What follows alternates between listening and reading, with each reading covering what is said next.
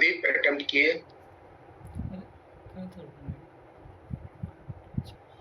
इसको प्रोजेक्ट कर दिया है और अगर प्रोजेक्ट कर देंगे तो ये इस तरह का पाथ लेते हुए अपना मोशन कवर करेगा, अपनी जर्नी पूरा करेगा। क्वेश्चन ये है कि कितने देर बाद इसकी वेलोसिटी इनिशियल वेलोसिटी के परपेंडिकुलर, इनिशियल वेलोसिटी का ये है, ये डायरेक्शन है इनिशियल वेलोसिटी, ये इनिशियल वेलोसिटी का डायरेक्शन। कभी ना कभी इसकी ऐसी समय आएंगे जब इसकी वेलोसिटी इस डायरेक्शन में कभी होगा, अच्छा, v1, और अगर हम इसको बैक प्रोड्यूस करेंगे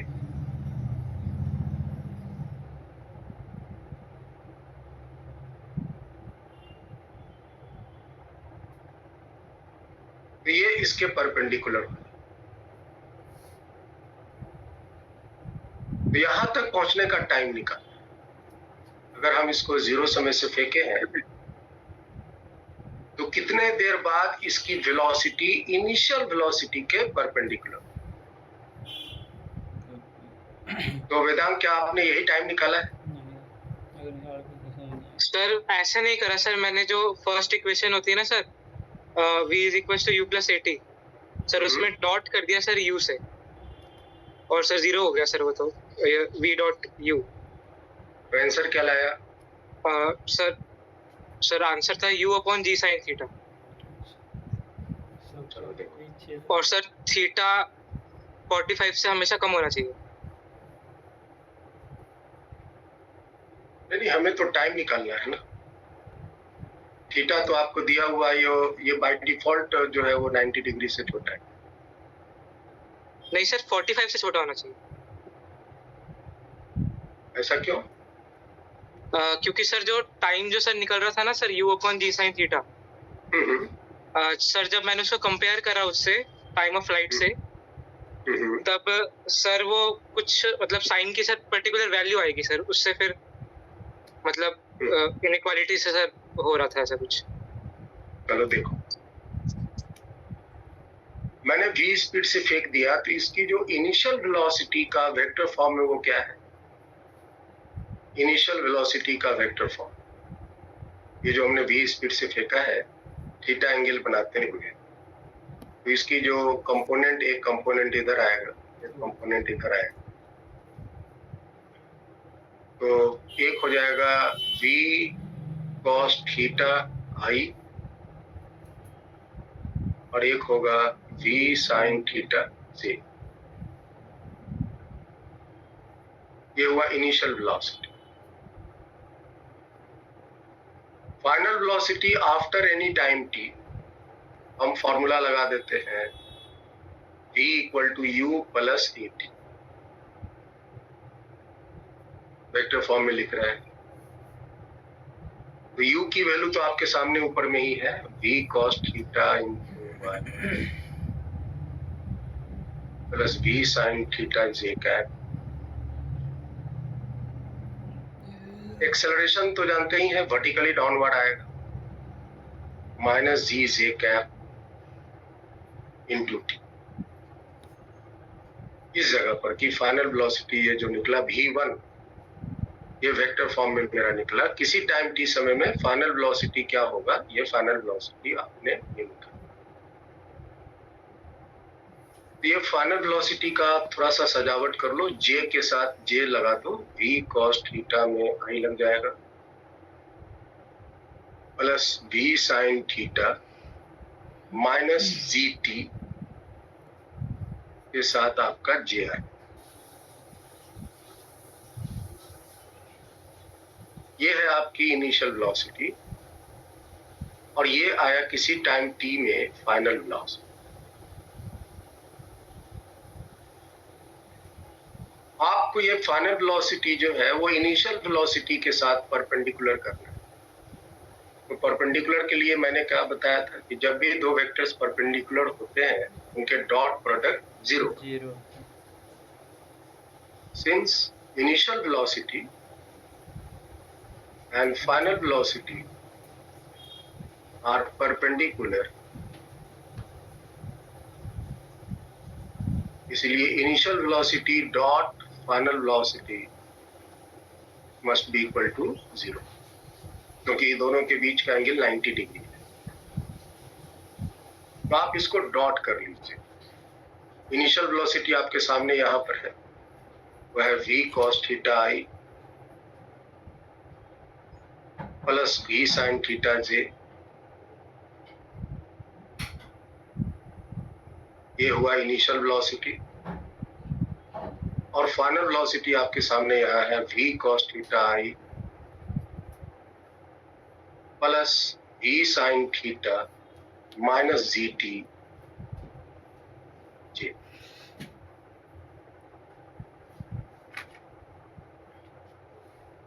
That is equal to 0। Dot करने में क्या नियम था? i वाले i के साथ गुना होते हैं, j वाले j से गुना।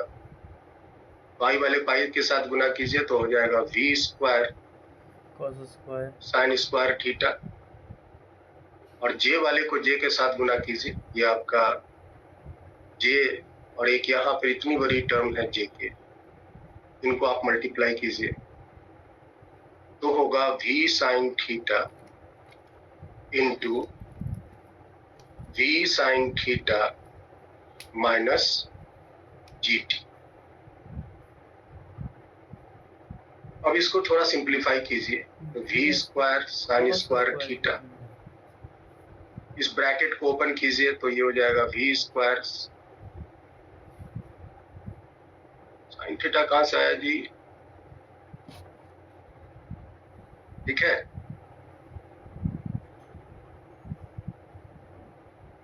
वेदांत चेक करो, यहाँ cos थीटा होना चाहिए क्या? यस सर, cos थीटा होगा। यहाँ पे cos थीटा होगा क्योंकि इसको 1 हो जाना चाहिए। ये वाली जो i वाली टर्म है, i वाले को i के साथ मल्टीप्लाई करेंगे तो v स्क्वायर हो गया, cos theta cos square, there is cos square, और इसको हम इसके साथ मल्टीप्लाई कर रहे हैं तो v sin theta into v sin theta minus gt, तो v square sine square theta minus v sin theta into g into t is equal to 0। ये हो जाएंगे v square sine square theta plus cos square theta 1 हो जाएंगे, और इसको right side भेज देते हैं तो v sin theta into gt, एक v कैंसिल होगा, और यहाँ से t की वैल्यू जब निकालेंगे ये आएगा v divided by g sin theta.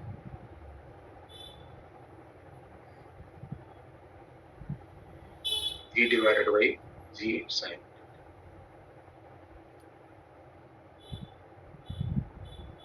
इतने देर बाद इसकी वेलोसिटी इनिशियल वेलोसिटी के परपेंडिकुलर,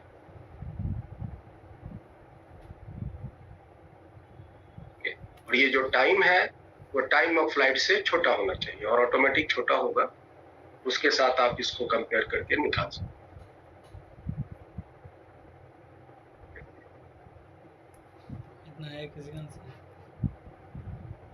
तो इस तरह के क्वेश्चन में देखो हमें वेक्टर फॉर्म इक्वेशन लिखने की जरूरत पड़ती है, जिससे कि आप ऐसे क्वेश्चन बना सकते। सर हर थीटा के लिए पॉसिबल तो नहीं है ना सर वो?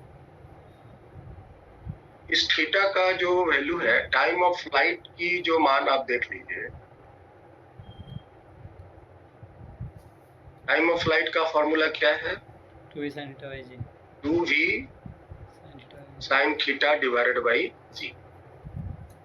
ये बड़ा होना चाहिए v by g sin theta से। g और g तो कैंसिल हो गए, v और v भी कैंसिल हो गए, साइन स्क्वायर थीटा इधर आ जाएंगे ग्रेटर देन 1/2, और ये साइन थीटा जो है दैट इज ग्रेटर देन 1/2। इसको हम 45 डिग्री कह सकते हैं, तो theta must be greater than 45।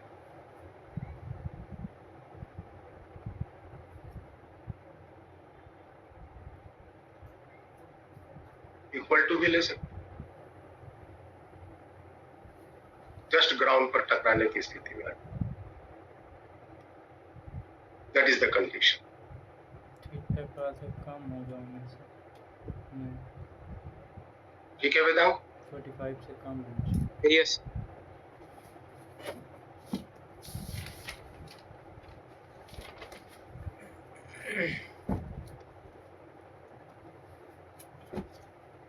तो अगर हमें चेक करने को मिला और ये ऑप्शन मिला कि थीटा की किस पॉसिबिलिटी के साथ क्या रेंज होना चाहिए, तो theta should lie between 45 to 90 degree. इसी तरह का एक क्वेश्चन और भी है जो आपको अटेम्प्ट करना आना चाहिए। जैसे मान लीजिए ये ग्राउंड लेवल है, आप लोग सभी कोई क्वेश्चंस पूरा समझकर वीडियो बना।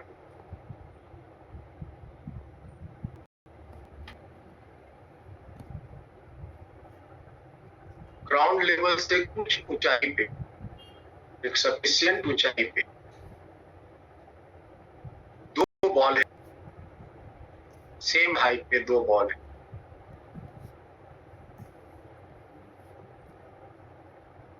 सेम हाइट पे दो बॉल है, हाइट की जरूरत नहीं है, और इन दोनों बॉल को हम अपोजिट डायरेक्शन में हॉरिजॉन्टली प्रोजेक्ट करते हैं।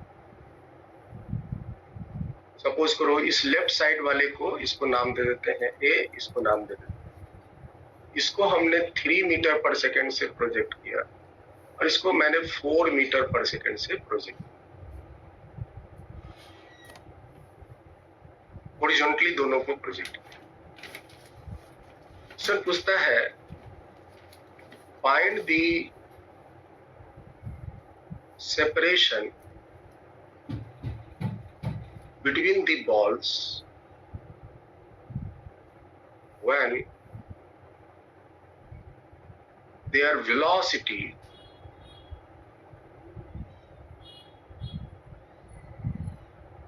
are perpendicular to each other.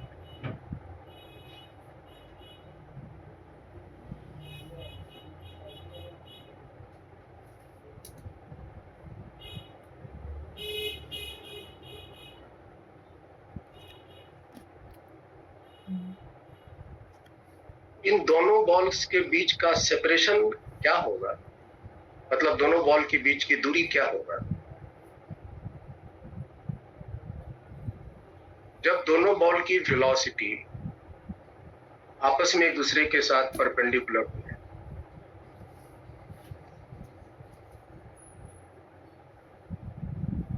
इसको थोड़ा हम और डिटेल से समझाते हैं। अभी आप देखकर बताओ तो यहाँ पे एक बॉल है ए जो लेफ्ट साइड डायरेक्शन में प्रोजेक्ट किया, एक बॉल बी है जो राइट साइड डायरेक्शन में प्रोजेक्ट। अभी दोनों बॉल की वेलोसिटी के बीच कितनी एंगल है? What is the angle between initially at t equal to 0? दोनों बॉल की वेलोसिटी के बीच में कितना एंगल है? 180 है। एक लेफ्ट साइड जा रहा है, एक राइट साइड जा रहा है, तो अभी दोनों बॉल के बीच का एंगल 180 डिग्री। जब हम इन बॉल को फेंक दिए, ये जो बॉल ए है जिसकी स्पीड 3 मीटर पर सेकेंड है, वो अपना इस तरह से अपना मोशन लेगा।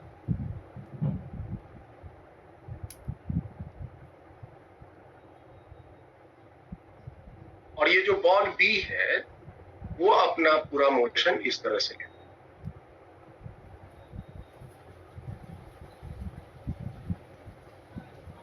क्योंकि इसकी स्पीड थोड़ी ज्यादा है तो ये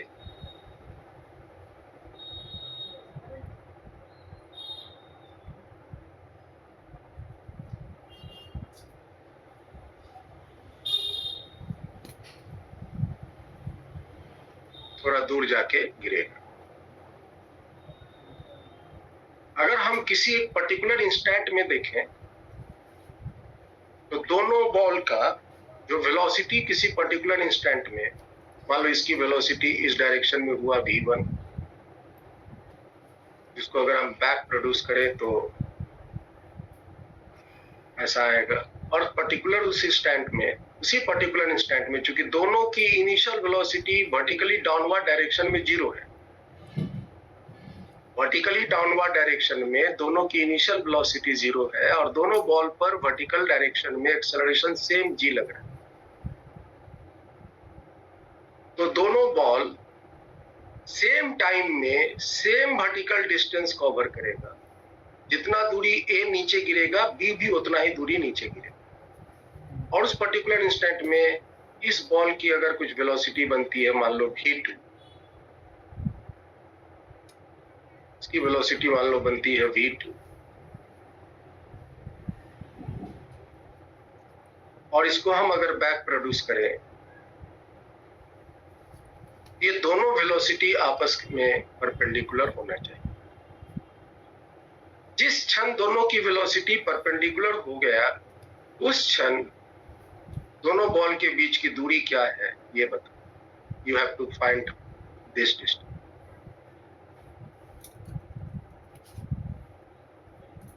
आपको यही निकालना। ये चीजें आपको खुद से समझनी होंगी।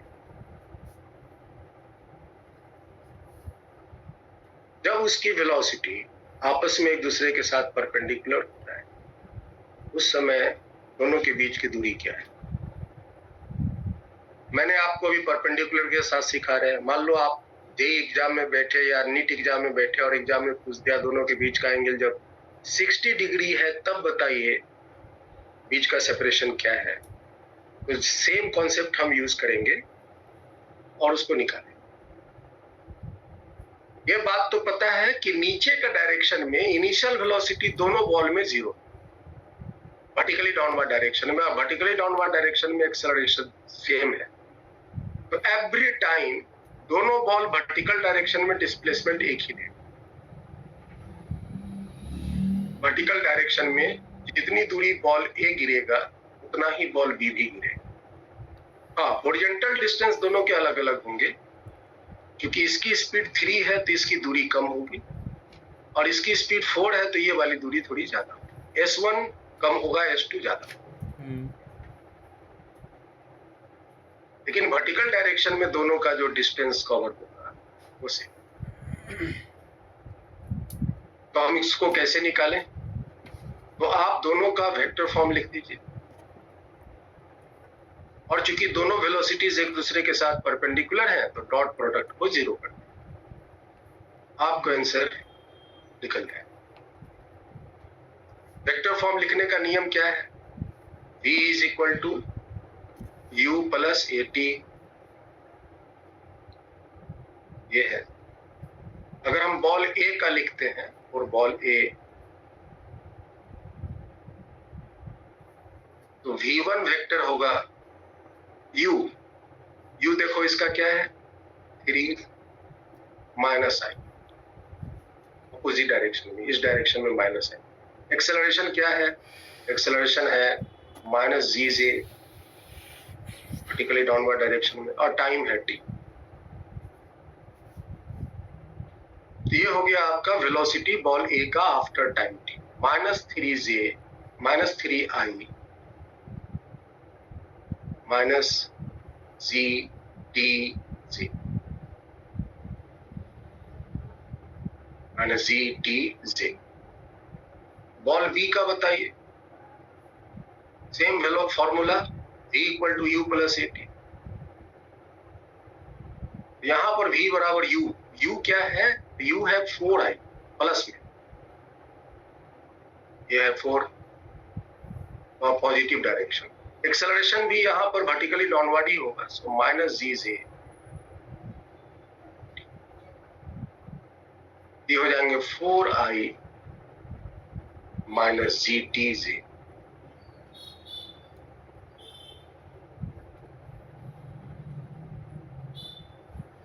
क्योंकि v1 और v2 दोनों आपस में परपेंडिकुलर है, here v1 and v2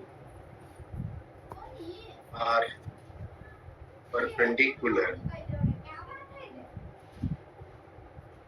hence दोनों का डॉट प्रोडक्ट को 0 कर, v1 dot v2 must be equal to, तो डॉट कर लो। V1 का वैल्यू आपके सामने है, V2 का वैल्यू आपके सामने है। डॉट करने में I वाले को I के साथ, J वाले को J के साथ गुना कर, तो I वाले को I के साथ करेंगे तो -12 आ जाएगा, और J वाले को J के साथ करेंगे तो minus minus GT into GT, GT का स्क्वायर मिलेगा, G square, that is equal to 0। और यहां से T का वैल्यू आपको निकलेगा 12 divided by G square under root.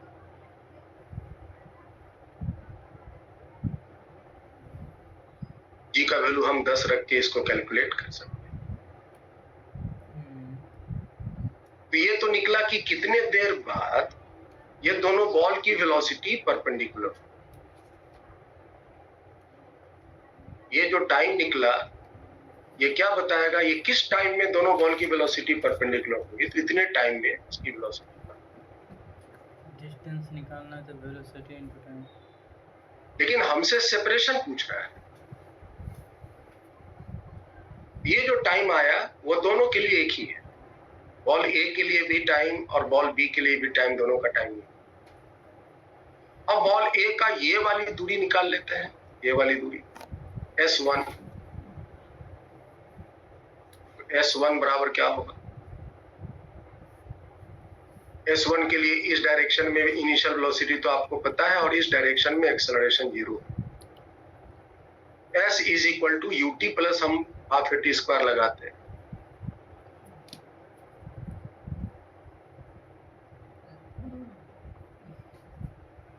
X direction के लिए। तो बॉल ए के लिए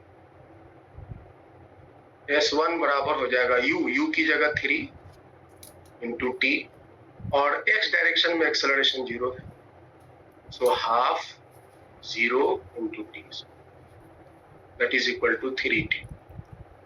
और बॉल बी के लिए, बॉल बी में भी हॉरिजॉन्टल डायरेक्शन में एक्सेलरेशन 0, तो दूरी है S2, स्पीड है इसका 4T, एक्सेलरेशन इसका भी 0 है, horizontal direction, now it is 4। लेकिन हमसे जो दोनों बॉल के बीच का सेपरेशन निकालना है, सो सेपरेशन हो जाएगा D, जो बराबर होगा S1 प्लस S2, जोड़ देंगे तो ये हो जाएंगे 70।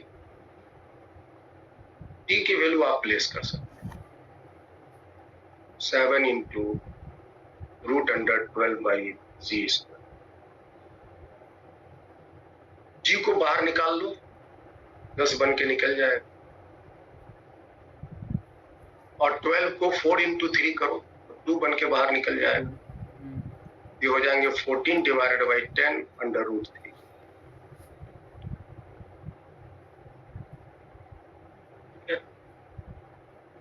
तो ये वैल्यू शायद आ जाएंगे 7√3/5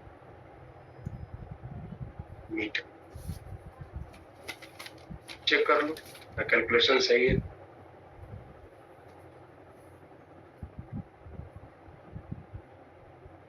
Highness, is that calculation correct? Yes, sir.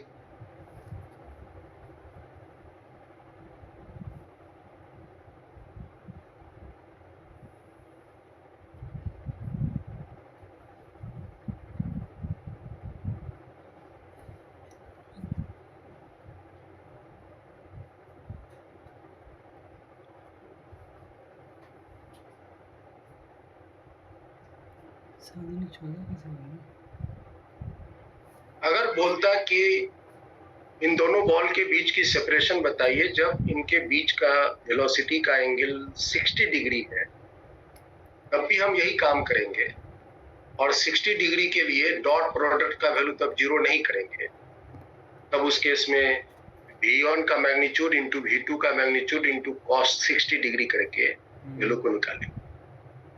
थोड़ी सी कैलकुलेशन लंबी हो जाएंगी, और मूला यही काम करेगा कैलकुलेशन करने में।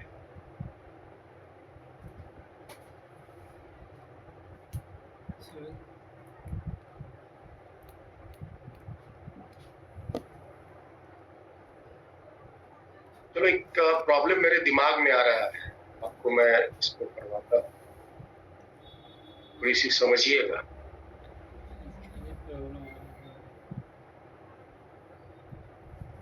सपोज करो, ध्यान से सुनिएगा, लंबा इसका ये लैंग्वेज है, मैं पूरा लैंग्वेज नहीं लिखूंगा, आप समझिए। मतलब ये ग्राउंड लेवल है। इस ग्राउंड लेवल में कुछ इस तरह का एक पहाड़ी है,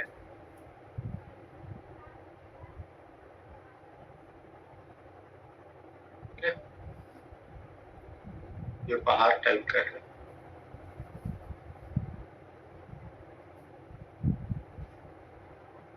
और यहाँ पे ये वाली जो पहाड़ी है, यहाँ पे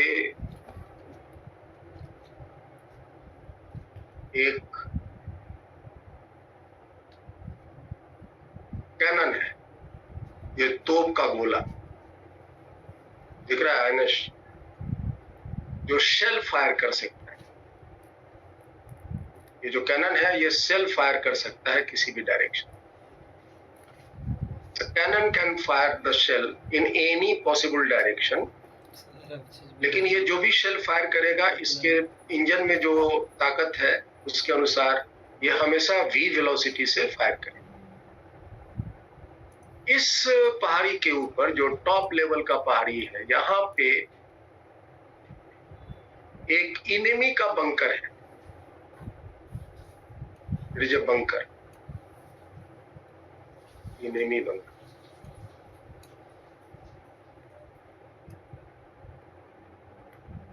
ठीक है, और ये जो इनको अगर हम एक लाइन से ज्वाइन कर लें, डिस्प्लेसमेंट दिस इज ऐसे ही होता है हम लोग को। ये हॉरिजॉन्टल के साथ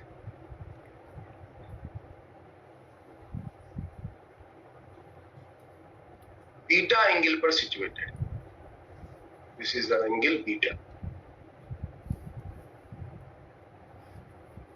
दिस द एंगल बीटा, और ये दूरी है d। ये जो कैनन से इस बंकर की जो दूरी है वो d। डिस्क्रिप्शन लिखिए, छोटा सा डिस्क्रिप्शन है। कैनन जो है can fire this shell, can fire in all possible direction.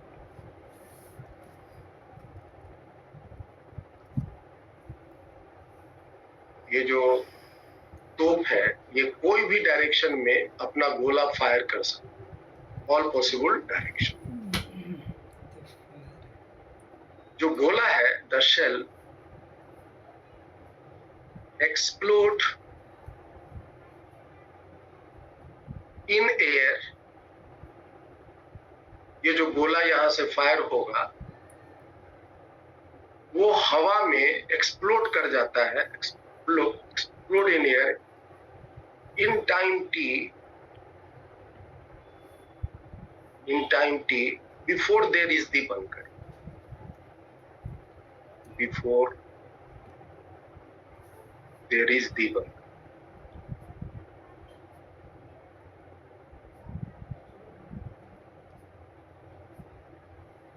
This is the situation। यहां से जो सेल्फ फायर्ड होगा वो कोई भी डायरेक्शन में हम इसको फायर कर सकते हैं, एनी पॉसिबल डायरेक्शन में फायर कर सकते हैं, लेकिन ये बंकर को हिट नहीं करेगा। बंकर के पहुंचने से टी पहले ही वो सेल्फ एक्सप्लोड कर जाए। This is the situation. Question क्या है ये ध्यान से सुनो। At what angle with horizontal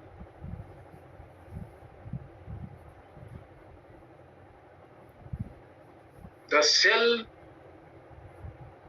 should be fired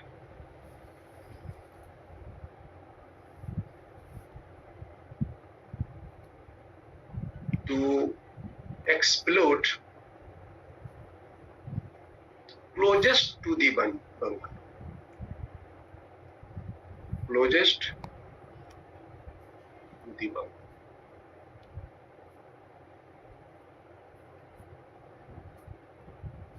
कितनी एंगल बनाकर ये जो सेल है आपका, ये जो सेल है, रेड कलर की जो सेल है, इसको हम कितनी एंगल से फायर करें?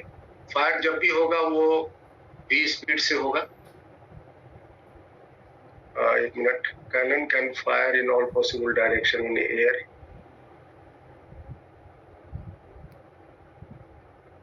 Air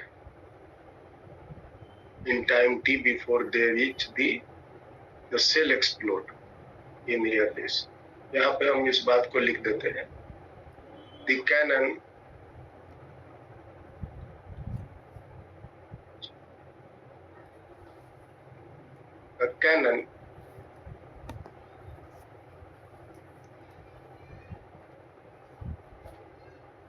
fires the shell with a speed u.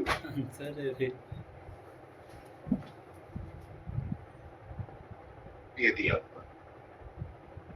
वो जो तोप है उसमें जो इंजन लगा है, जो फायरिंग करता है, वो हमेशा यू स्पीड से ही फायर करेगा, सेल्फ फायर करेगा।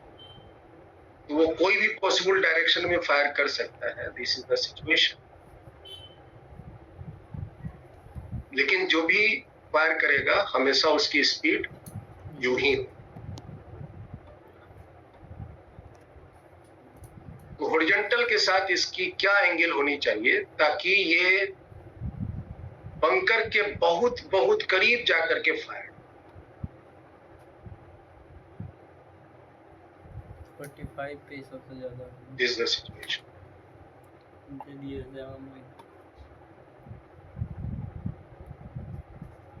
दूर हो जाएगा ना आंसर में।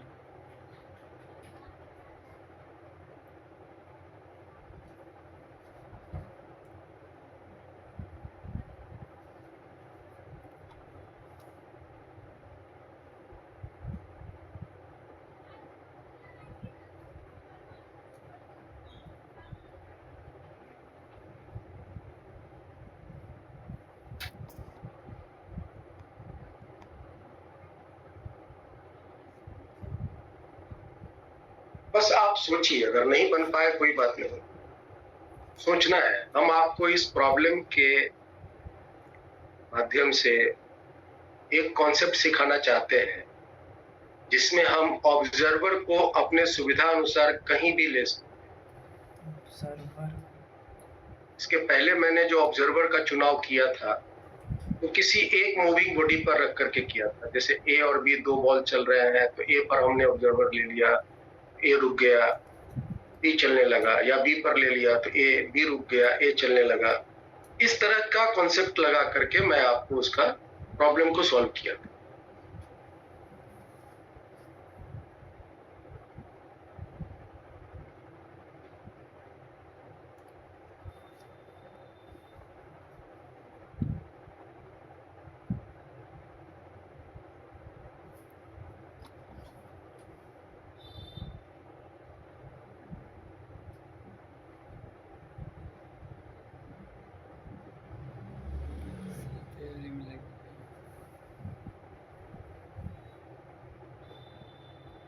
पहले नजर में तो प्रॉब्लम समझ में ही नहीं आया।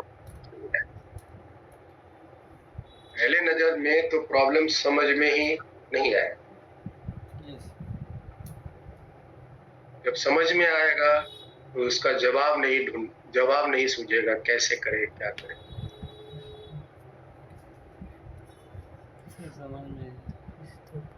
और जो रास्ता तुमको दिखेगा वो इतनी कॉम्प्लिकेटेड दिखेगा कि रास्ते में ही फंस जाओ।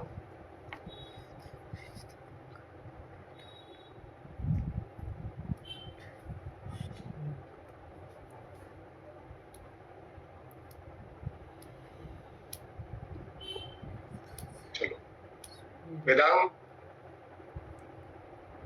Yes sir. कुछ आइडिया सर कि जो सर टाइम टी है सर वो टाइम ऑफ फ्लाइट से छोटी हो जाए। ओके, टाइम ऑफ फ्लाइट से छोटी हो जाए, ठीक है। टाइम ऑफ फ्लाइट यहाँ तो इंक्लाइन प्लेन की प्रोजेक्टाइल हो गई ना ये। हाँ सर, तो टाइम ऑफ फ्लाइट से निकल जाएगा सर। हाँ ठीक है, लेकिन हमको उसके पास बहुत नजदीक पहुंचना है बंकर के। तो सर इक्वली कर देते सर दोनों को। इक्वल से नजदीक पहुंच जाएगा।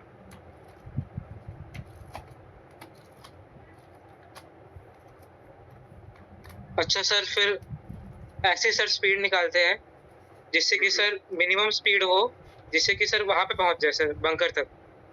सर मिनिमम बंकर- स्पीड नहीं, मिनिमम बंकर तक, स्पीड क्या सर? बंकर तक तो पहुंच ही नहीं पा रहा है, क्योंकि प्रॉब्लम में स्पष्ट दिया हुआ the shell explode in air in time t before there is the bunker. T समय में एक्सप्लोड करता है, लेकिन वो बंकर तक नहीं पहुंचता। इसमें भी लिखें क्लोजेस्ट टू द बंकर। जैसे देखो, व्हाट एंगल ये जो फायर करेगा ऐसे या ऐसे या ऐसे या ऐसे, है ना, तो ये कोई एक दायरा में करेगा, ऐसा ही ना पहुंचेगा ये। यस अगर ऐसे फायर किया तो यहाँ पहुंचा, ऐसे फायर किया तो यहाँ पहुंचा, ऐसे फायर किया तो यहाँ पहुंचा, ऐसे फायर किया, यहाँ पहुंचा, यही दायरे में करेगा। ये वाली जो दूरी है, ये वाली जो दूरी है, इसकी सबसे मिनिमम होनी चाहिए। एक पर्टिकुलर स्थिति में मिनिमम होगी, उसके बाद फिर दूरी बढ़ती जाए।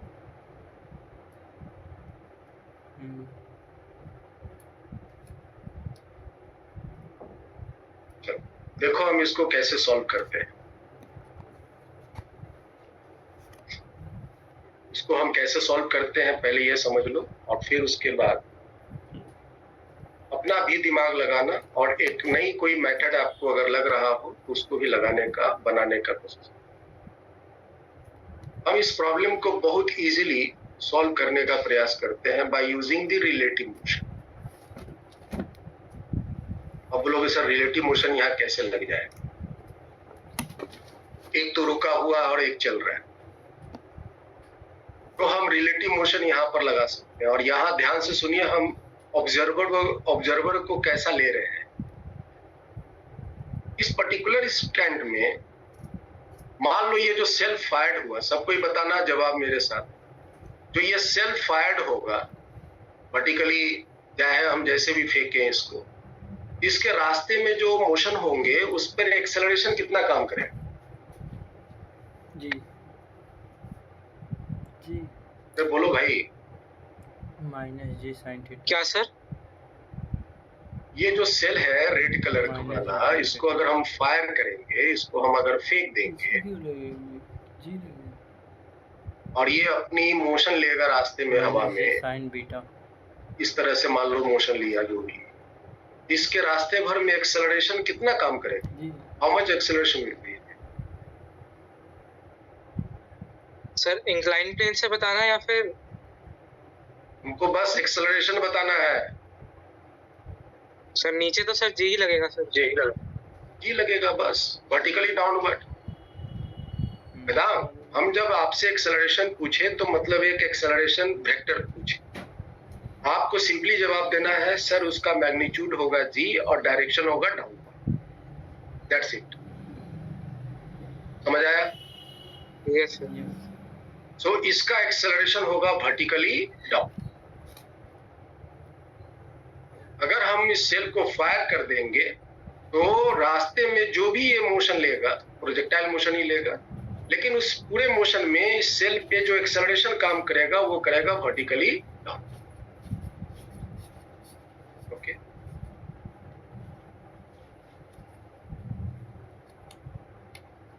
अब बताइए, मान लो taking an observer falling vertically downward, falling vertically downward with acceleration g.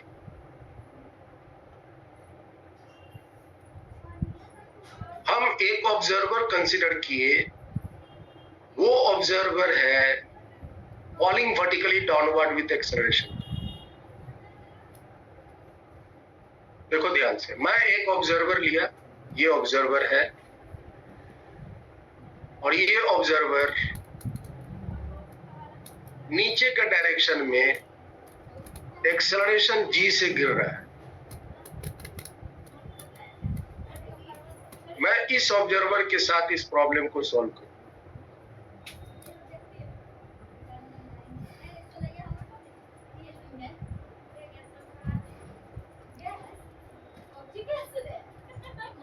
अभी तक आप ध्यान से सुनिए और समझिए। अभी तक जो लास्ट क्लास में मैंने ऑब्जर्वर चुना था, याद होगा, जैसे ये दो बॉल को फेंक दिया, तो एक बॉल पे ऑब्जर्वर रख दिया, दूसरे बॉल की स्पीड, वेलोसिटी, एक्सेलरेशन सब निकाल लिया।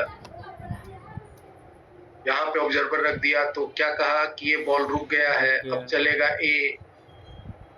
तो हमेशा हम किसी दो अगर बॉडी चल रहा होता है तो हम एक पर ऑब्जर्वर रख करके उस बॉडी को रेस्ट में कंसीडर कर लेते हैं और दूसरे बॉडी को हम मोशन लेकर के प्रॉब्लम को सॉल्व कर लेते हैं।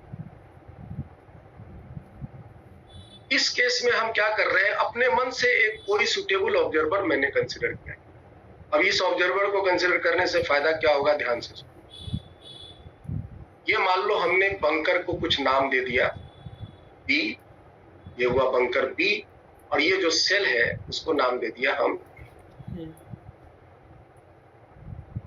तो बताओ, with respect to this observer, इस ऑब्जर्वर के रेस्पेक्ट में क्या बंकर अब रेस्ट में रहेगा या मोशन में हो? वेदांग बताओ।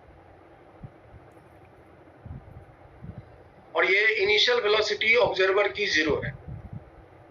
ऑब्जर्वर की इनिशियल वेलोसिटी इसलिए हम नहीं गिर रहे हैं, फिर नहीं के ऊपर जा रहा है। जब हम इसको कंसीडर कर रहे हैं तब इसकी इनिशियल वेलोसिटी 0, और जैसे 0 है मतलब यहीं से 0 पोजीशन से ही ये बंकर को और सेल को देखना शुरू कर दिया है। तो with respect to this observer जो कि नीचे एक्सेलरेशन से गिर रहा है, अगर हम बंकर के बारे में पूछें, मोशन ऑफ बंकर,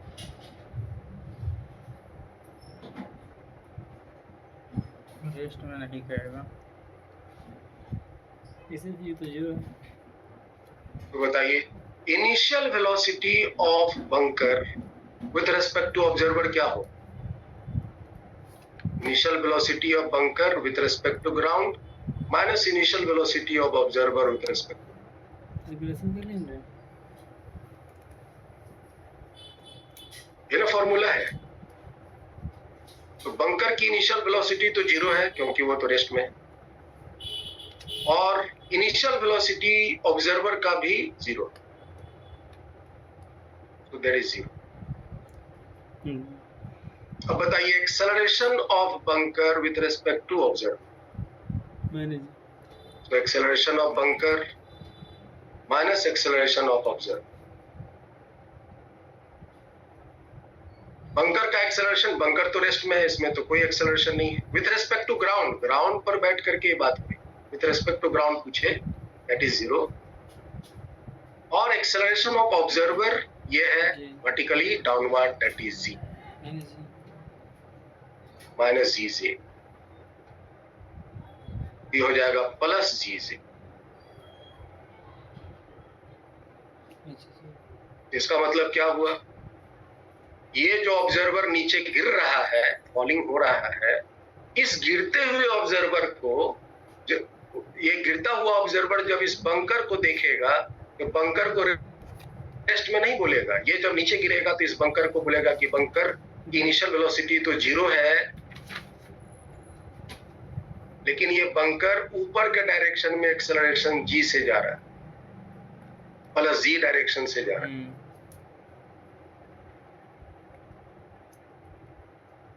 समझ में आ रहा है वेदांग? Yes sir. तो बताइए, टी समय बाद, ये जो टाइम टी है, टी समय बाद ये बंकर कितना दूर ऊपर चढ़ जाएगा इस ऑब्जर्वर के रेस्पेक्ट में? Half GT square. ये मान लो टी समय बाद ये यहाँ पहुंच जाए,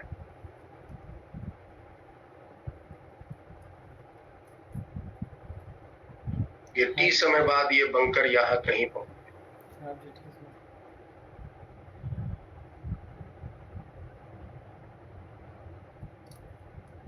और ये वाली दूरी कितनी होगी? Half g into T.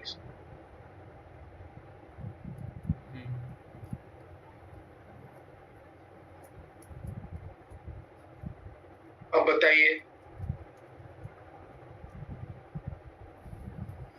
Motion of shell with respect to observer, acceleration पहले बोलिए। Acceleration of shell, shell A है, with respect to observer, acceleration of shell respect to ground minus acceleration of observer with respect 0 The acceleration of cell with respect to ground is minus g से। Shell को जब हम fire कर देंगे तो fire करने के बाद रास्ते भर उसकी एक्सेलरेशन वर्टिकली डाउनवर्ड ही होगी, और acceleration of observer with respect to ground तो ऑलरेडी मैंने माइनस जी से लिया, दैट इज इक्वल टू 0। ये जो गिरता हुआ ऑब्जर्वर जब इस सेल को देखेगा तो सेल की एक्सेलरेशन कितना बोलेगा? 0। पूछे हैं तो बोलो भाई। 0। ये जो गिरता हुआ ऑब्जर्वर जब इस सेल को देखेगा तो सेल का एक्सेलरेशन कितना बोलेगा? सर जी बोलेगा सर। जी बोलेगा। देखो निकाल के रख दिए हैं। होती है कभी कभी बड़े घरों में छोटी छोटी गलतियां। जब भी इतना कभी बोलो तो ही आज तो म्यूटेड ना हो। सेल में भी एक्सेलरेशन जी है, ऑब्जर्वर में भी एक्सेलरेशन जी है, दोनों का एक्सेलरेशन वर्टिकली डाउनवर्ड है। हम आपसे पूछे ये ऑब्जर्वर इस सेल का एक्सेलरेशन क्या बोलेगा? आप जी बोल रहे हैं। 0 से 0 निकाला ना अभी सामने में। यस सर, वो मैं मशीन को सेल समझ गया था गलती से। यानी सेल ये जो रेड वाला है ना, ये शेल है, ये जो फायर्ड होने वाला। चलो ये जो गिरता हुआ ऑब्जर्वर है, देखो ये जो गिरता हुआ ऑब्जर्वर है ये अपने बारे में तो कुछ नहीं, ये जिसको देखेगा वो बोलेगा। तो ये जो गिरता हुआ ऑब्जर्वर है जब इस बंकर को देखेगा तो बंकर को ये ऊपर जाते हुए देखेगा और सेल का एक्सेलरेशन 0 बोलेगा। एक्सेलरेशन 0 बोलने का मतलब ये हुआ कि बताओ पाथ क्या बोलेगा फिर? Path of shell with respect to observer, a straight line।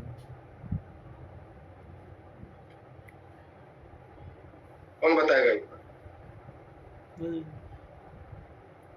बात क्या होगा? देख रही है तो स्ट्रेट लाइन। स्ट्रेट लाइन देखने लास्ट क्लास में तो यही पढ़ाया था ना।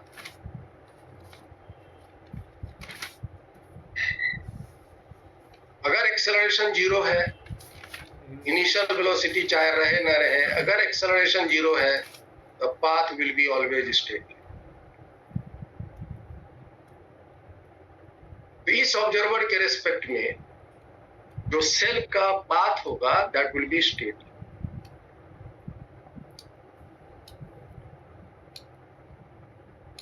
इसका मतलब ये हुआ कि अब जो ये शेल फायर्ड होगा तो इस ऑब्जर्वर के रेस्पेक्ट में सेल की पाथ कैसी होगी? Straight line. सेल की पाथ होगी स्ट्रेट लाइन। चलो अब प्रॉब्लम सॉल्व करेंगे।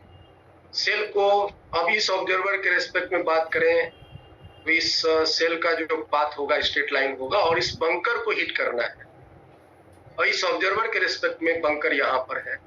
टी समय बाद जब बंकर यहां होगा और इसको स्ट्रेट लाइन में चलना है, स्ट्रेट लाइन में इस सेल को चले और बंकर तक पहुंचे, ये तो ऐसे ही नहीं चलेगा।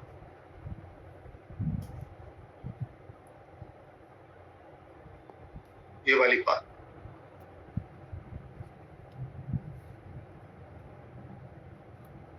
लेकिन वो रास्ते में, ये रास्ते में ही कहीं एक्सप्लोड कर जाए, रास्ते में ही एक्सप्लोड करे।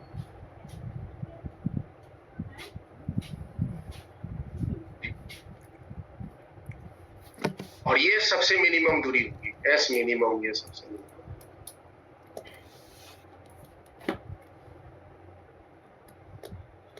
इस ऑब्जर्वर के रेस्पेक्ट में जब बंकर टी समय बाद यहां पहुंचेगा, इसके पाथ स्ट्रेट लाइन होंगे और स्ट्रेट लाइन पाथ में ऐसे चलेगा और इसकी चलने की स्पीड क्या होगी? इसके चलने की स्पीड होगी u। क्वेश्चन में हम भी बोल सकते हैं। और ये हॉरिजॉन्टल के साथ ये वाली एंगल बना के फायर किया गया। This is the angle theta.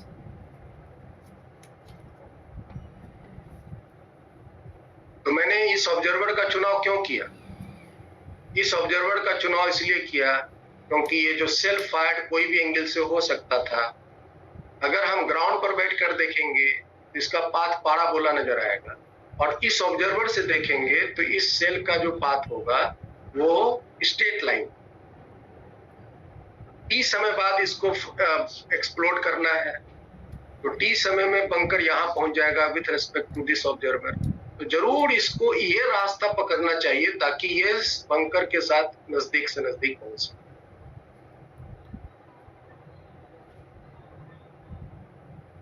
तो आपसे ये वाली एंगल थीटा पूछ रहा है, हॉरिजॉन्टल के साथ इसको सेल को कितनी एंगल से फायर की जाए ताकि ये सबसे नजदीक पर जाकर के एक्सप्लोड। अब बताइए तो ये वाली दूरी कितनी है? ये वाली दूरी कितनी है? ये वाला कोई बच्चा बोलो, ये वाली दूरी। लाल लेकर के वाला कोई जो ये वाली दूरी, ये क्या है? ये वाली दूरी होगा D sign beta. Sign beta. और ये वाली दूरी कितनी है? D cos beta. D cos beta. और आपको ये थीटा निकालना है। तो थीटा का tan थीटा बताइए। परपेंडिकुलर तो ये हो जाएगा ना, परपेंडिकुलर तो ये हो जाएगा, yes D sin theta D, और बेस ये हो जाएगा। तो tan थीटा बराबर हो जाएगा परपेंडिकुलर बाई, तो tan थीटा का वैल्यू आप यहाँ से लिख सकते हैं। डी sin थीटा प्लस बताओ। जीटी स्क्वायर परपेंडिकुलर कितना है? D sign beta plus half GT square. Half GT square divided by base कितना हो गया? D cos beta. D cos beta. तो यहाँ से आप थीटा बोल सकते हो tan inverse D sign beta plus half GT square divided by D cos. So this is the answer of this question.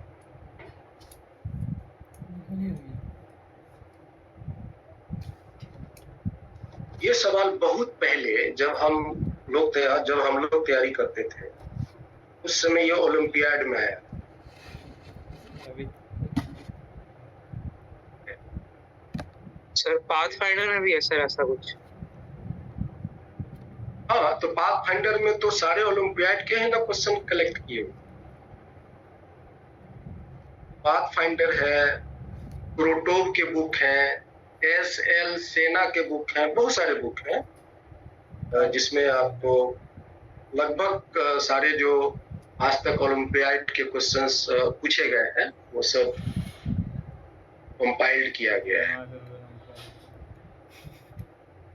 ठीक है, ये इस तरह के क्वेश्चन इस सर के समय का सर से कल इनके नाम क्या पूछे। चलिए फिर तो ये लग रहा है प्रोजेक्टाइल मोशन का सवाल, और हमने ऑब्जर्वर को बदल दिया तो ये पाथ, ये स्ट्रेट लाइन का सवाल। इस सवाल तो को सर- बनाने, हाँ, किसी भी क्वेश्चन में सर ऑब्जर्वर ले सकते हैं, किसी भी तरह का ऑब्जर्वर आप ले सकते किसी भी क्वेश्चन में। हैं। यही तो आपको मैंने फ्रीडम दिया है इस सवाल को बना के, कि आप अपने सुविधा अनुसार कोई भी ऑब्जर्वर कहीं भी लेकर के सिचुएशन को इजी कर सकते हैं। कोई क्वेश्चन में ठीक है, आंसर वानी देते। बस प्रिंसिपल याद रखिएगा, हम उसके प्रिंसिपल को शेयर कर देते हैं।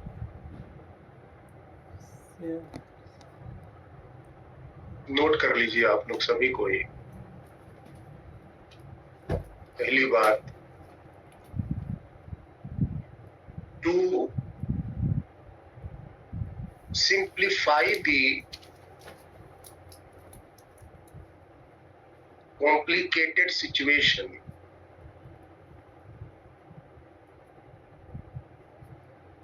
अगर आपको कोई सिचुएशन कॉम्प्लिकेटेड लग रहा है और आपको उसे सिंप्लीफाई करना है, we can consider a suitable observer. और ये सुटेबल ऑब्जर्वर आप कैसा भी कंसीडर कर सकते हैं। वेदांग, आपने जब एक बार मैं ऑब्जर्वर का जिक्र किया था तो आपने बोला था कि एक्सेलरेटेड नहीं होना चाहिए। Yes sir. तो आप थोड़ा उसको करेक्ट कर लीजिए, ऑब्जर्वर एक्सेलरेटेड भी हो सकता है। ओके, ठीक है। We can consider a suitable observer either moving uniformly, हम लिख ही देते हैं, or moving with acceleration।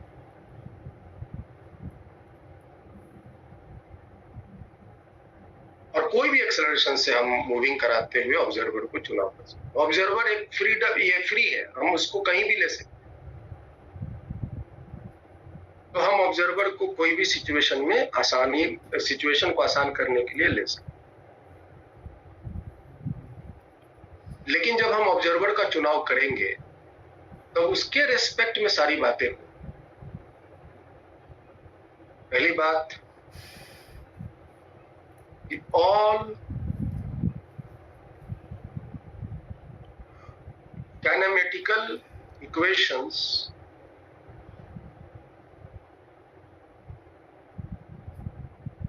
can be applicable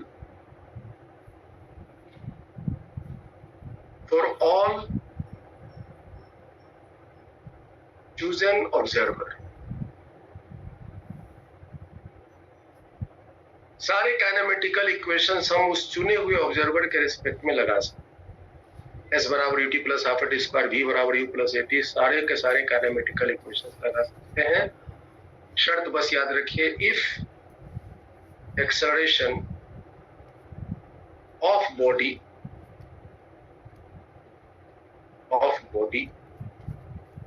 with respect to observer is constant। अगर ऑब्जर्वर के रिस्पेक्ट में उस बॉडी का एक्सेलरेशन कांस्टेंट है तभी आप काइनेमेटिकल इक्वेशंस यूज करते हैं, जैसा कि कंडीशन था। दूसरा,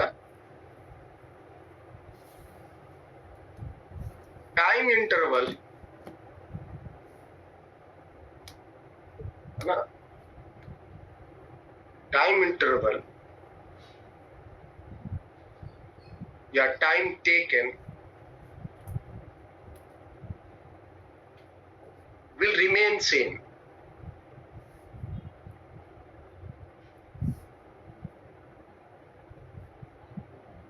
In all chosen observer, सभी चुने हुए ऑब्जर्वर के रिस्पेक्ट में टाइम सेम, सभी चुने हुए ऑब्जर्वर के रिस्पेक्ट में टाइम सेम। ग्राउंड पर भी बैठ करके अगर हम ऑब्जर्व करेंगे तो जो टाइम लगेगा और चुने हुए ऑब्जर्वर के रेस्पेक्ट में जैसे ग्राउंड पर पहुंचने में कितना टाइम लगा, और ऑब्जर्वर मैंने कोई दूसरा चुना, वो ऑब्जर्वर भी उतना ही टाइम बोलेगा ग्राउंड पर पहुंचने।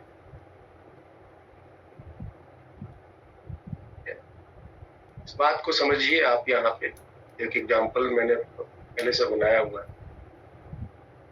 जैसे ये जो एरोप्लेन है इस बम को छोड़ दिया, इस बम का मोशन की बात हम या तो इस ऑब्जर्वर से पूछ सकते हैं जो ग्राउंड पर है, या हम इस ऑब्जर्वर से पूछ सकते हैं जो पायलट के रूप में एरोप्लेन है। बम का ग्राउंड पर पहुंचने का जो टाइम, बम कभी ना कभी तो ग्राउंड पर पहुंचेगा ही। तो जितना देर ये ऑब्जर्वर बोलेगा, ग्राउंड पर बैठा हुआ ऑब्जर्वर जो टाइम इसको ग्राउंड पर आने में बोलेगा, वही टाइम एग्जैक्टली ये भी ऑब्जर्वर बोलेगा जो पायलट है। अरे स्टार्टिंग इंस्टेंट जो है वो सेम होने चाहिए।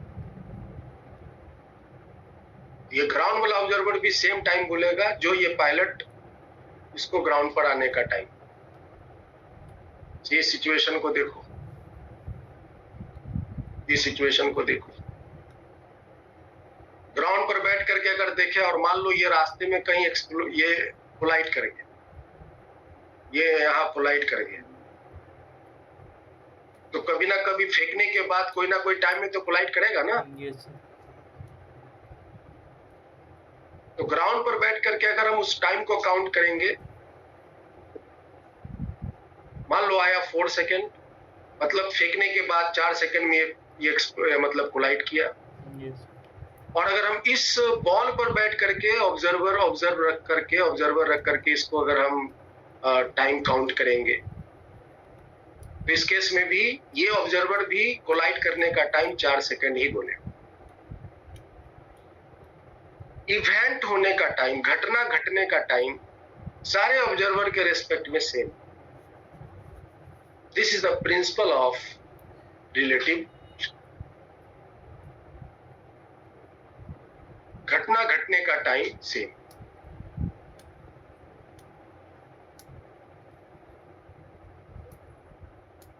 और हम एक बात और जिक्र कर ही देते हैं जो आगे लॉज ऑफ मोशन में पढ़ेंगे। लॉज ऑफ मोशन मतलब Newton's law of motion remains same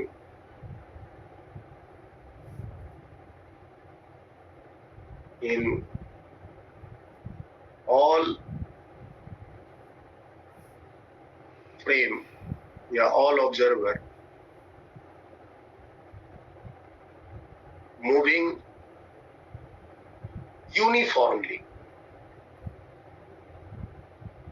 that is unaccelerated. है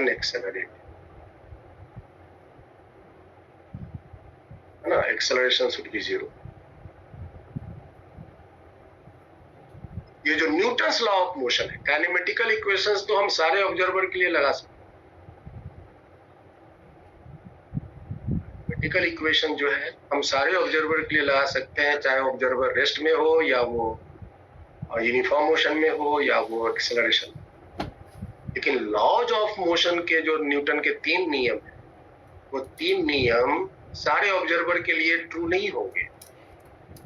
लॉज ऑफ मोशन सिर्फ और सिर्फ ट्रू होंगे सिर्फ उस ऑब्जर्वर के लिए जो यूनिफॉर्मली मूव कर रहा हो, जो एक्सेलरेशन उसका 0 हो, जो ऑब्जर्वर अनएक्सेलरेटेड।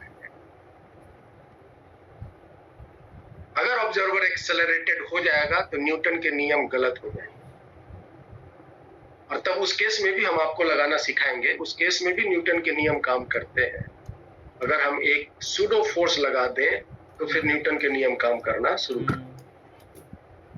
लेकिन जो यथावत न्यूटन के 3 नियम हैं, वो सिर्फ और सिर्फ काम करता है जब एक्सेलरेशन 0, ऑब्जर्वर का एक्सेलरेशन 0। ठीक है, यही प्रिंसिपल है जिसको आप कहीं पर भी यूज कर सकते हैं ऑब्जर्वर के रेस्पेक्ट।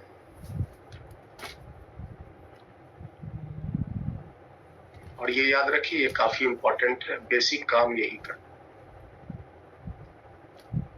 चलिए फिर इसके साथ हम लोग की motion in a plane finished होता है।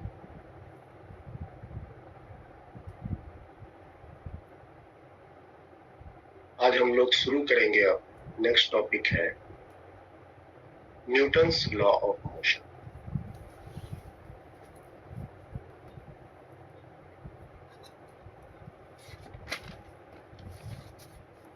आप लोगों को मैंने प्रैक्टिस प्रॉब्लम भेजा था, आप लोग बनाया उसको?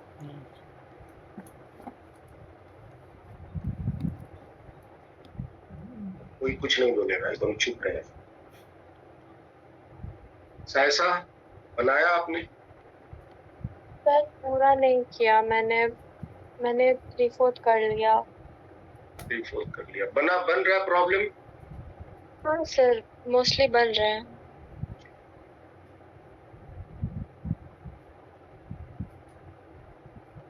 तो आप लोगों की ये जो न्यूटन, ये क्या बोलते हैं, relative motion, motion in a plane, vectors और स्ट्रेट लाइन मोशन, इन सबों का टेस्ट होगा इन कमिंग संडे। और सैटरडे के दिन मैं ये जो मोशन इन ए प्लेन के सारे जो 40 या 50 क्वेश्चंस भेजे हैं उनका हम आंसर शीट भेज देंगे। तब तक आप खुद से उसको अटेम्प्ट कर लीजिए, मतलब सॉल्यूशन शीट भेज देंगे, तब तक आप उसको खुद से अटेम्प्ट कर। आपके जो टेस्ट होंगे वो टेस्ट होंगे काइनेमेटिक्स के, मतलब स्ट्रेट लाइन मोशन, उसके बाद रिलेटिव मोशन, उसके बाद मोशन इन ए प्लेन और वेक्टर्स।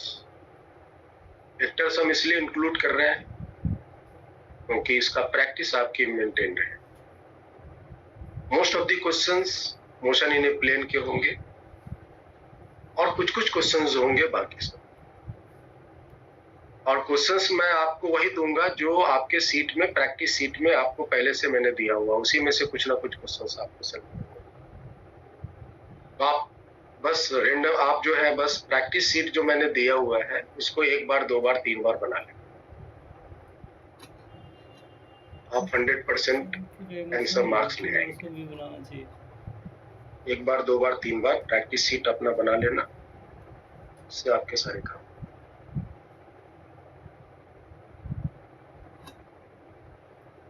चलिए, Newton's law of motion. Newton's law of motion तो आप 9th क्लास से ही पढ़ते आ रहे हैं। चलो हम इसको स्टार्ट करते हैं बहुत ही बेसिक से।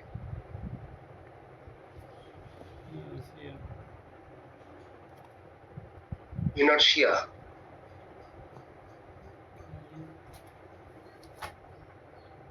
नाम सुना है?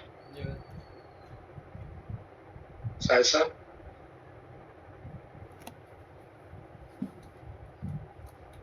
Have you heard about inertia?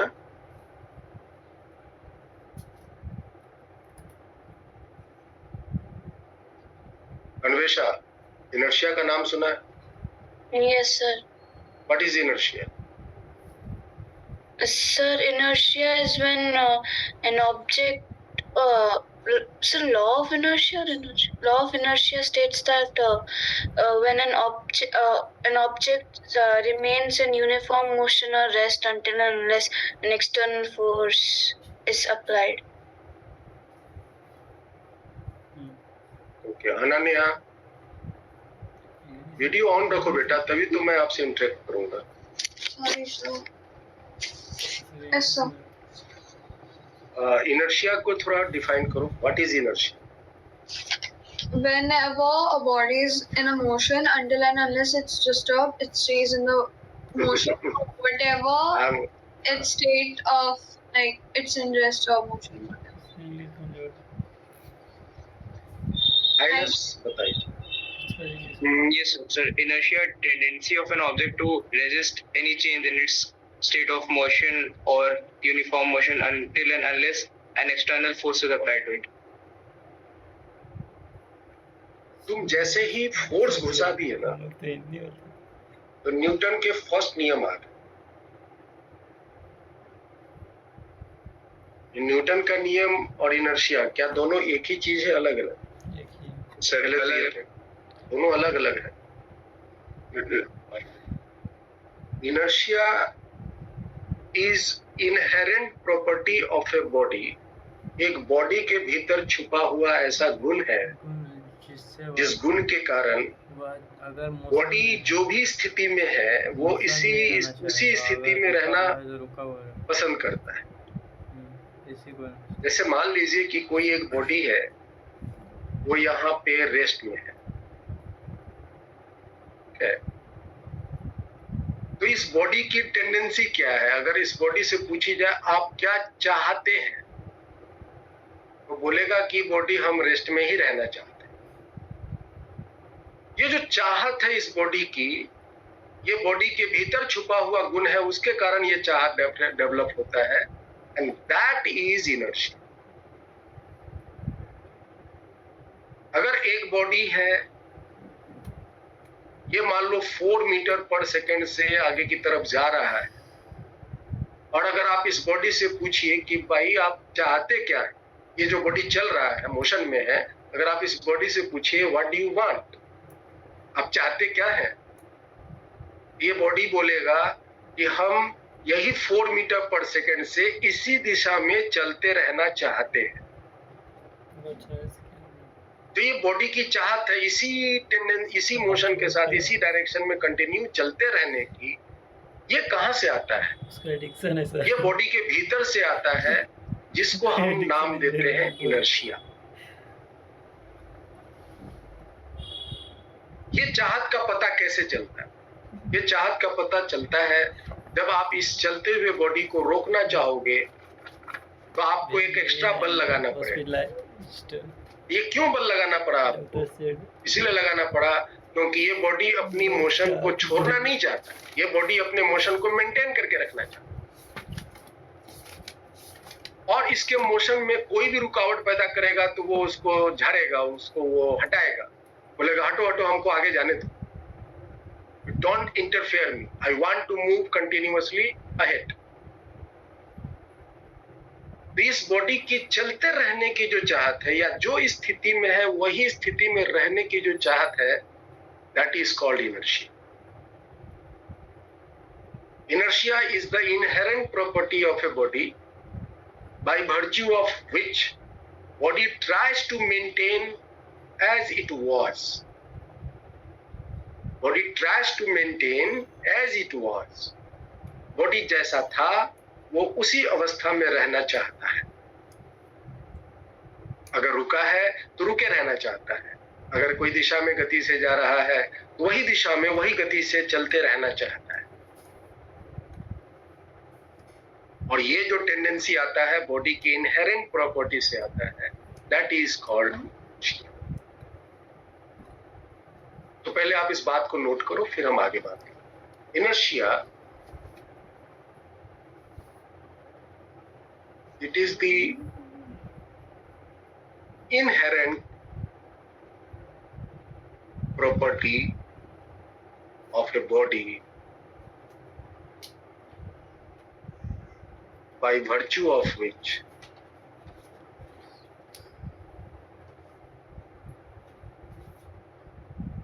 it tries to maintain as it was. मतलब that is at rest, if initially at rest,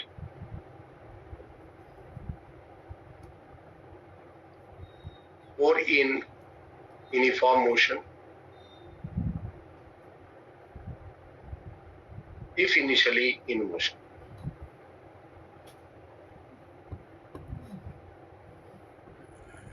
अगर वो शुरू में मोशन में है तो यूनिफॉर्म मोशन मेंटेन करके रखना चाहिए, और शुरू में रेस्ट में है तो रेस्ट में रहना चाहता।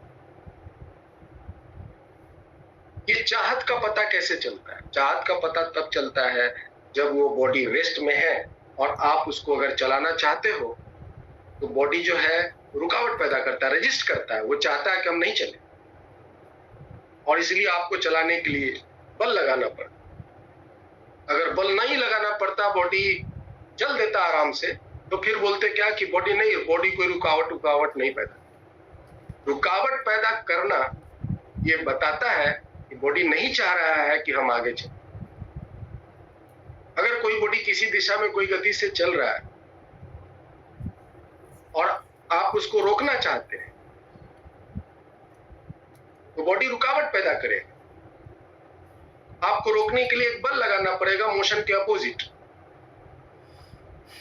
तो जो अपोजिट बल लगाना पड़ा, क्यों लगाना पड़ा? इसलिए लगाना पड़ा क्योंकि बॉडी जो है वो कंटिन्यूअसली आगे बढ़ते रहना चाहता है, वो अपनी स्थिति को मेंटेन करते हुए रहना चाहता है। और आप जब उसको रोकना चाहते हैं तो वो उसको रेजिस्ट करता है, वो रुकावट पैदा करता है, तो हमको मत रोको। ये जो रेजिस्ट करने की टेंडेंसी होती है, बॉडी जो स्थिति में वही स्थिति में रहने की कोशिश करते हैं, और अगर कोई आप उसको चेंज करना चाहो तो उसको वो रेजिस्ट करता है। यही रेजिस्ट करने की tendency that is developed by inertia. Due to inertia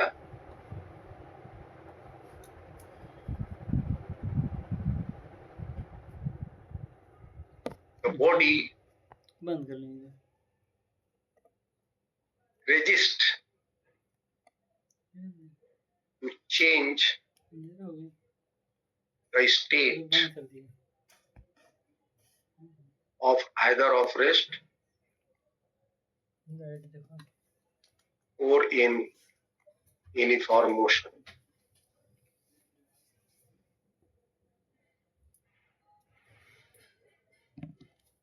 हम कहीं भी देखो फोर्स की बात ही नहीं कर रहे हैं, अभी तो फोर्स पैदा हुआ ही नहीं। इनर्शिया वो बॉडी के भीतर छुपा ऐसा गुण जिसके कारण बॉडी जो स्थिति में है वो वही स्थिति में रहने का प्रयास करता है, टेंडेंसी उसकी होती है। और अगर कोई उसको रुकावट पैदा करे तो मतलब उसमें चेंज पैदा करना चाहे तो वो उस चेंज को रेजिस्ट करता है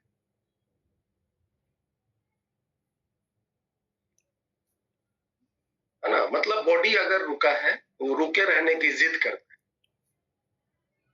अगर किसी दिशा में कोई गति से चल रहा है तो वो वही दिशा में वही गति से चलते रहने की जिद करता है। ये जो जिद्दीपन है बॉडी में वो आता है इस इनर्शिया।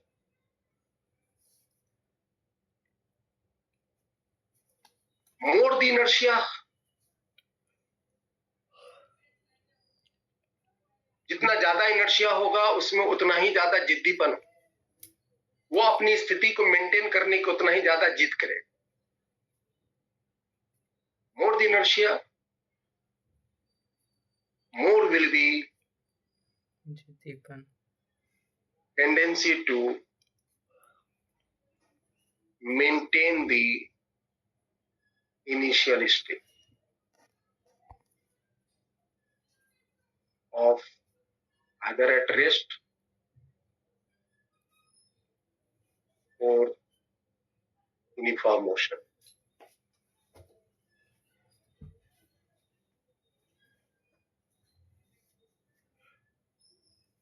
अब ये कैसे पता चलेगा कि इनर्शिया किस में ज्यादा है किस में कम, किस बॉडी में ज्यादा जिद है किस बॉडी में कम जिद है, इनर्शिया किस में ज्यादा है किस में कम है? इस बात को मेजर करने के लिए for uniform motion, for translational motion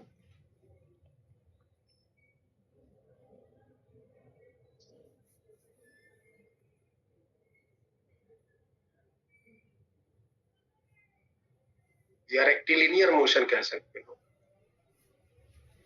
For translational motion, the inertia is measured by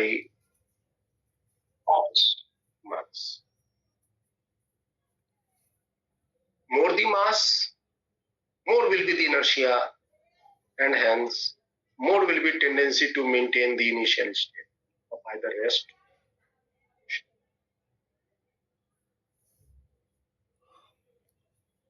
For rotational motion,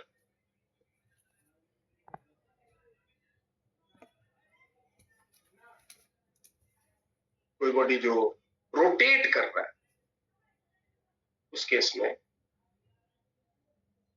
the inertia is measured by moment of inertia.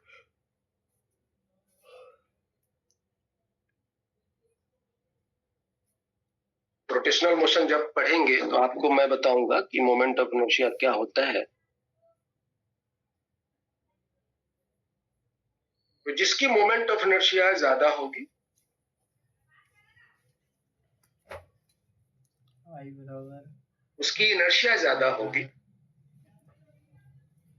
R और वो अगर बॉडी रुका है तो रुके रहना चाहेगा, और अगर किसी डायरेक्शन में कोई गति से नाच रहा है तो उसी डायरेक्शन में वही गति से नाचते रहना चाहे, रोटेशनल मोशन में रहना।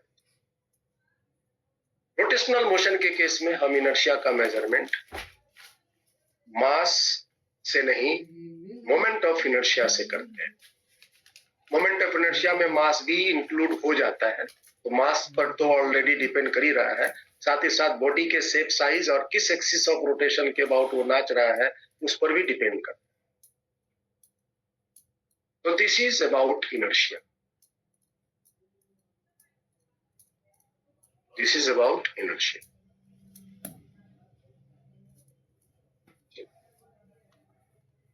अब हम न्यूटन्स के नियम आगे बढ़ेंगे, तो आज हम लोग यहीं तक रखते हैं।